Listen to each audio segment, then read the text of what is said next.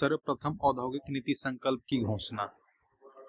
सबसे पहले औद्योगिक नीति 1948 में आई थी, ठीक है।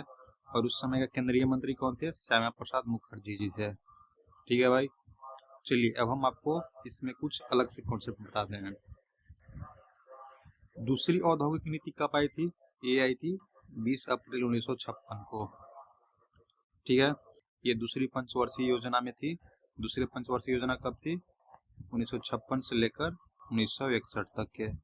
तो इसी में दूसरी औद्योगिक नीति की संकल्पना घोषित किया गया था। दूसरी नीति में उसे 3 कैटेगराइज किया था, 3 भागों में कैटेगराइज किया गया था। अनुसूची 1, अनुसूची बी, अनुसूची सी। अनुसूची ए में 17 कंपनियां थी जो राज्य का जिम्मेदारी था। अनुसूची बी में 12 कंपनियां थी जो निजी और सार्वजनिक थी।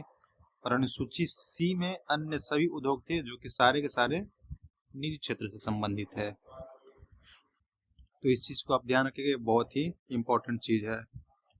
और दूसरी जो औद्योगिक नीति थी उसको भारत का आर्थिक संविधान कहा जाता है या फिर राज पूंजीवाद का बाइबल भी उसे कहा जाता है। तो आप इस चीज का ध्यान रखेंगे।